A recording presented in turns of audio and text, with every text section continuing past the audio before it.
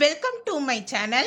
Today we are going to discuss how to prepare cash flow statement as per Accounting Standard 3.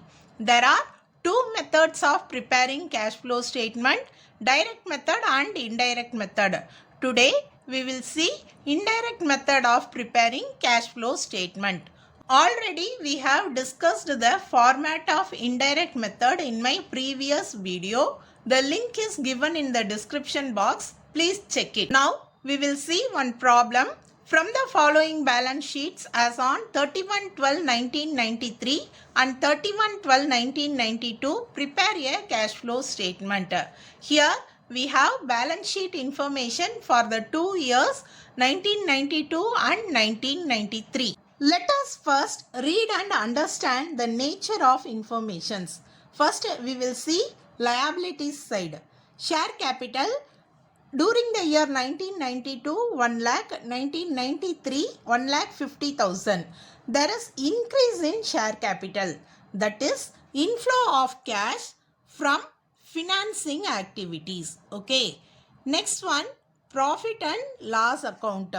We have to start the cash flow statement with the profit and loss account information.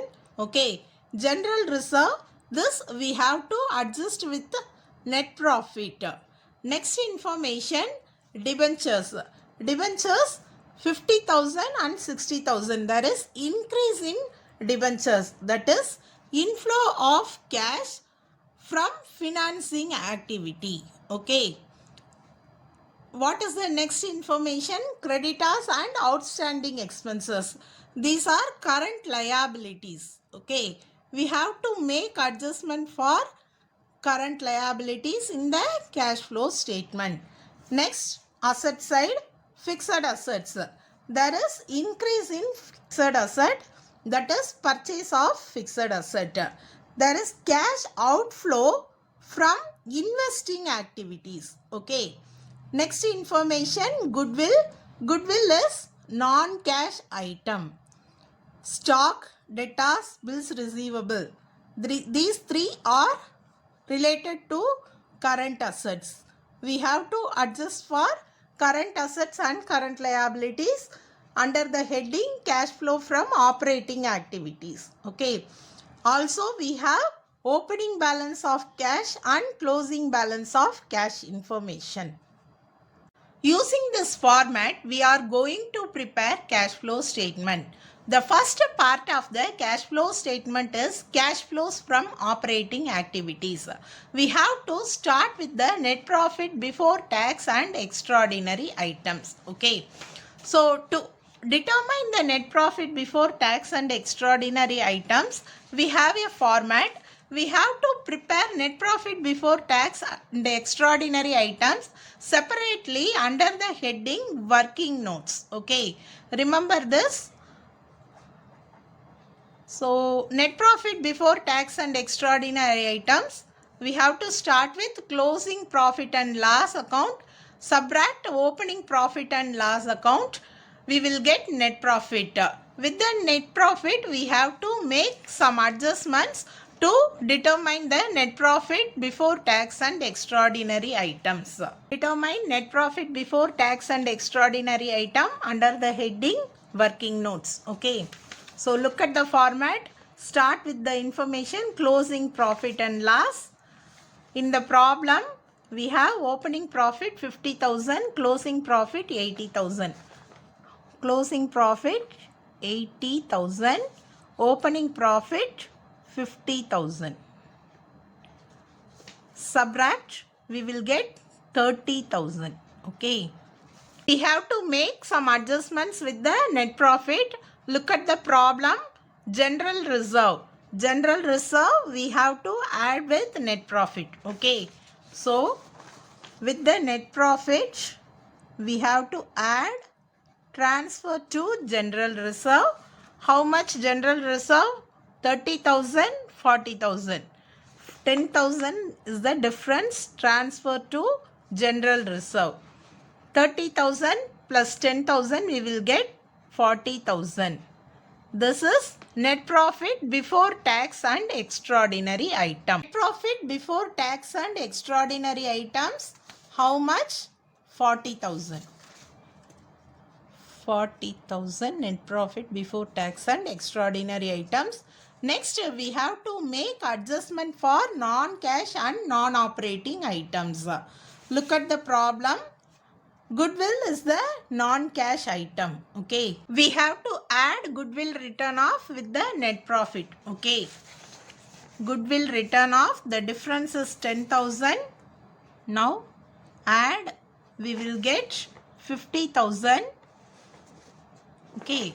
This is operating profit before working capital changes. Cash flow statement. The next part is adjustment for current assets and current liabilities. Okay.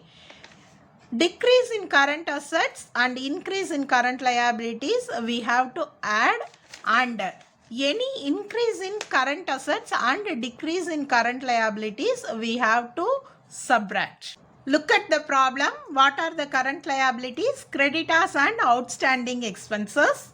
What is the difference? 10,000. There is increase in creditors. Okay. Increase in creditors 10,000. Next, outstanding expenses.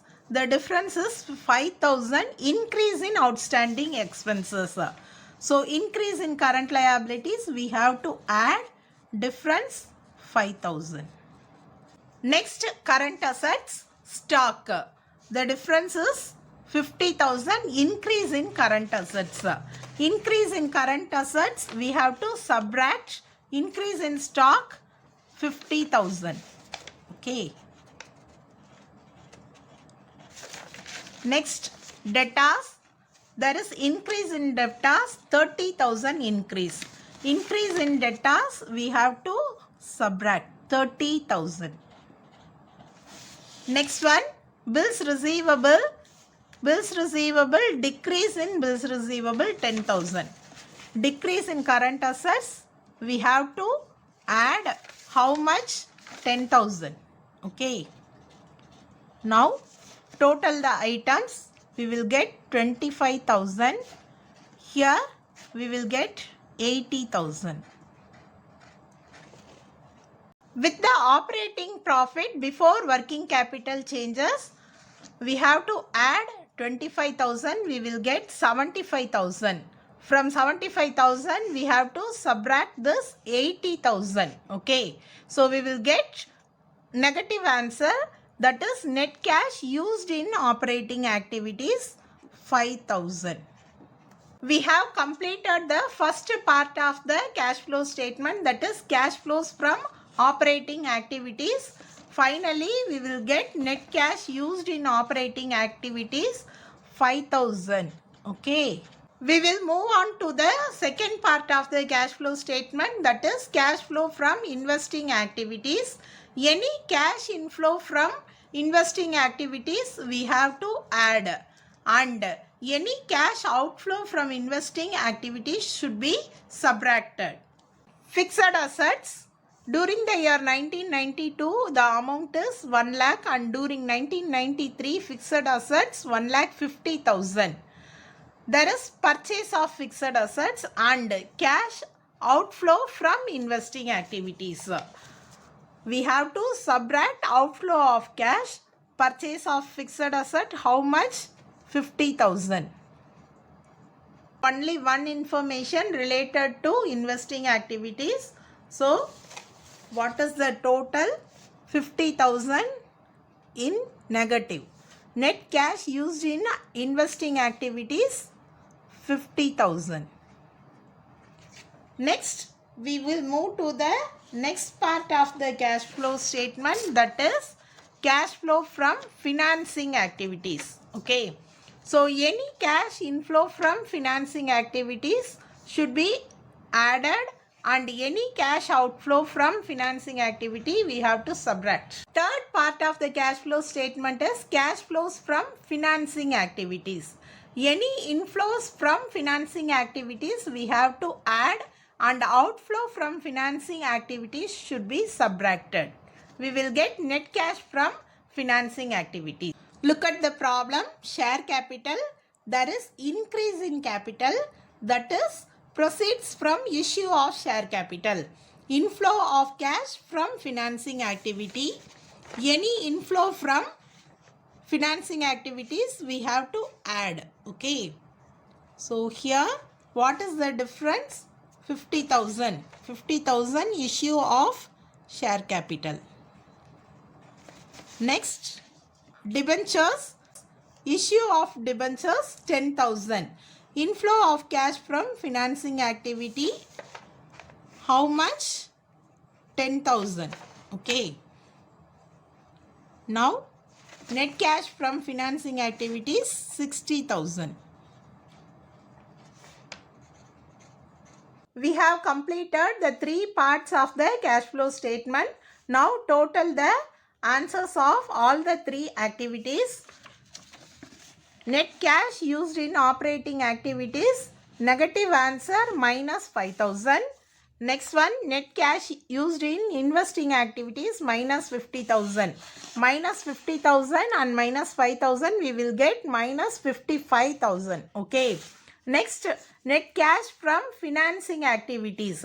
60,000. 60,000 minus 55,000 we will get 5,000. Net increase in cash and cash equivalents 5,000. With the net increase in cash and cash equivalents, we have to add cash and cash equivalents at the beginning of the year. Look at the problem. We have opening balance of bank 10,000 rupees. 10,000. Add 10,000 we will get 15,000. This is the amount of cash and cash equivalents at the end of the year. Now you compare your final answer with the amount in balance sheet. Closing bank balance 15,000. Both the amounts are same. You can verify your answer in this method. I hope you understand how to prepare cash flow statement under indirect method. Thank you.